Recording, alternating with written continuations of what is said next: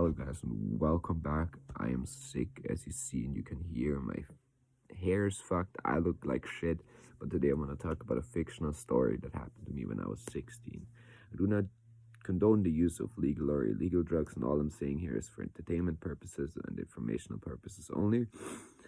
Um yeah, nothing here says it's real, it's just a fictional story. Now, this timeline I was 16. I was friends with this guy called Francis. Let's call him Francis, yeah. And his very good friend, David. David was the driver, Francis was the drug dealer. And back then I knew a lot of people and, tell them, maybe go there, this, and do this and that.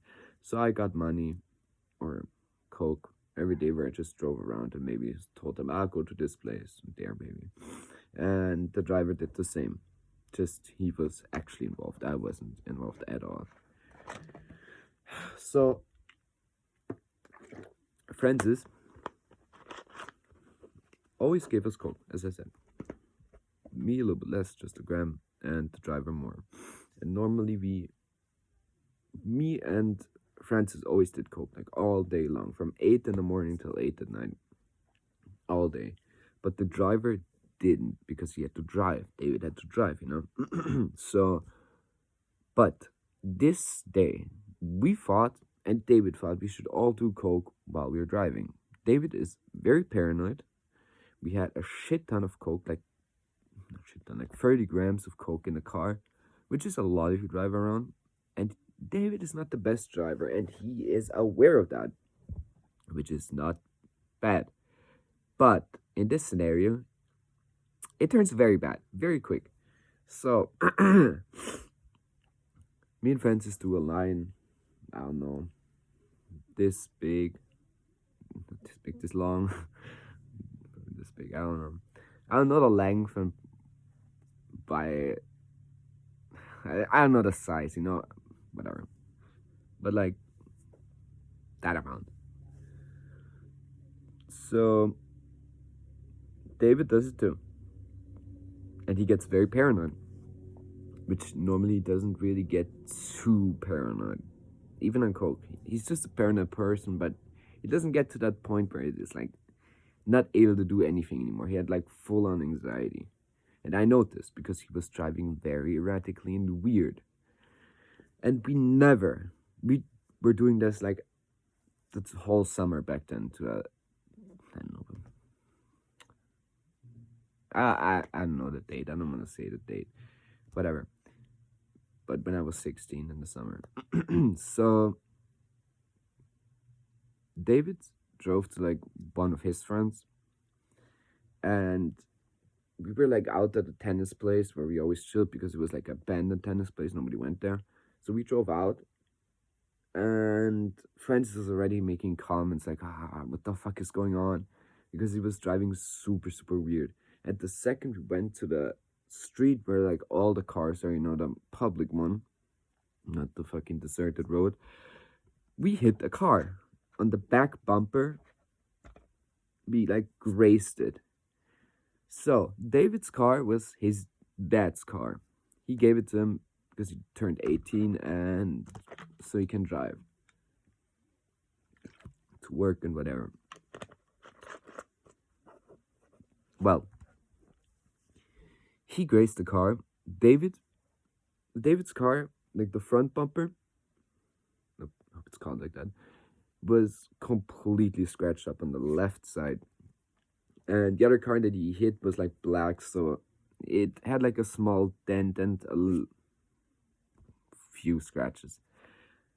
I don't know how it works with friction, but yeah, me, Francis, and David went out of the car, talked to the guy. It was very, very nice actually. He was like, good boys, new driver, and he was very understanding. He was just like, okay, just give me your phone number and the insurance. We will talk about it.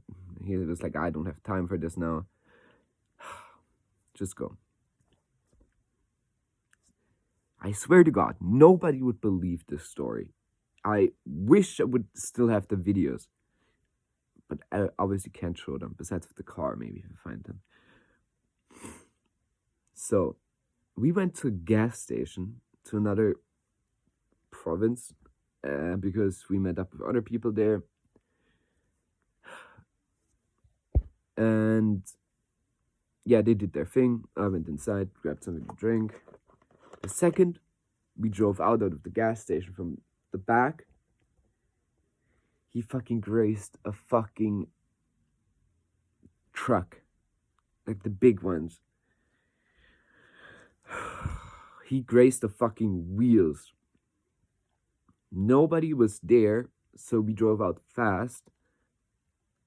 But the side of his car where the doors were had now a long scratch from the fucking screws from the fucking truck's wheels. I can't speak anymore. God damn it. I need to fucking remember everything. So yeah, the screws screwed the car up. But yeah, if you ever seen a truck, you know, they have the big wheel and the big screws, and I don't know how he did it, but he had like one long line of a scratch where the door is.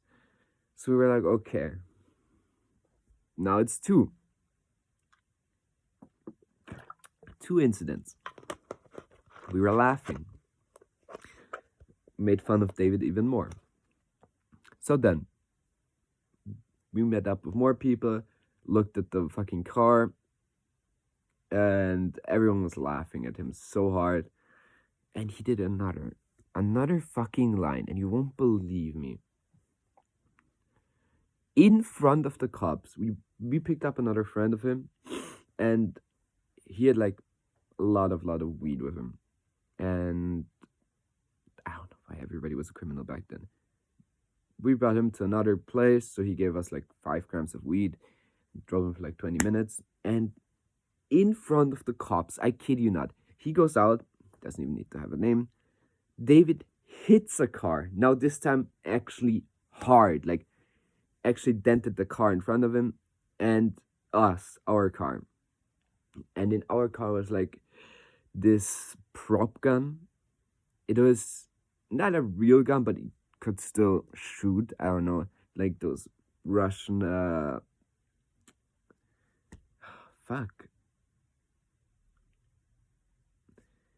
like Russian signal guns, but they're just loud. But they could still shoot projectile if you put in, but they have like real bullets. Like they still have 9mm in it, but blanks. It's a blank gun, blank, not a signal. But you could put signal stuff in it, and they actually had the option to put in bullets. Like they had like projectile to shoot at, but like hard rubber. That's, I don't know. Here you can't get them, but in Russia. So they're not really legal here, even though you're allowed to own them at 18. But the Russian ones, I don't know how it is. I don't know if they're legal here. Whatever. That was David's gun. So he gave it to me in the back. I hid it in my backpack and I ran out. I didn't know what happened besides when we met up like 30 minutes later. Like he told me. But in that moment, I did not know what happened. Besides, dent in the car was like in the back again, in front of the police. I just know David stayed there. We all went out. Francis got his coke, you know. I went my way. Everybody went a different way. And the weed dude went another way. So everybody just dispersed as fast as possible. There was a mall. And it happened in front of the mall. So we were lucky. And half an hour later, me and Francis met up again. He put it wherever he fucking stashed it. And yeah. And he was on the phone with his dad, David. And his look, while he tried to describe the whole event, and talk to him how this all occurred, you know, his face, it was priceless. We were laughing so hard in the back, and 2 minutes later he ended the call and was like, okay, guys, Francis, I'm sorry, but I don't think I can use the car for any longer. My dad said I'm not allowed anymore. and he wasn't allowed for like 2 or 3 months at all, and he had to pay off all the fucking damage he did, because of course there was the police. They only checked him for alcohol, and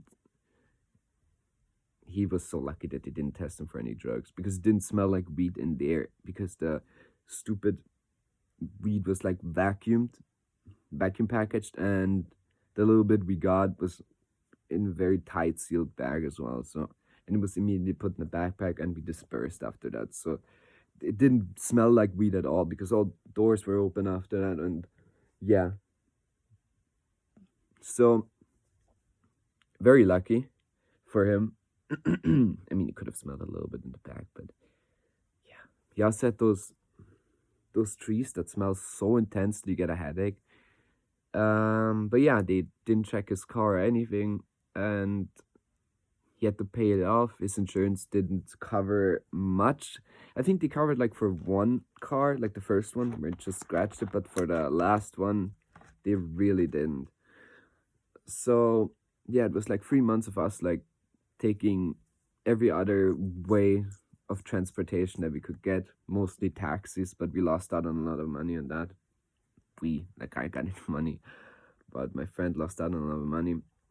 So that was crazy. And even though he was 18, the other dude, he was not allowed to hang out with us anymore, even though I was not the problem, obviously. But yeah, it could have ended so bad because he was driving very fast on some roads and very, very erratically. But that somebody crashes into like 3 cars, four. Okay, wasn't really crashing. The last time was kind of really denting it, but in one day, like in 5 or 6 hours, he managed to destroy multiple cars. Destroy, but damaged them. But his car looked fucked up. The front obviously was dented super hard.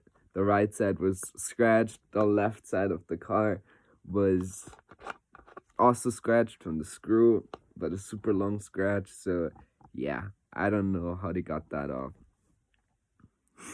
I don't know how much money it was in the end, but I think they had to remove his bumper and the other dude's bumper because yeah. And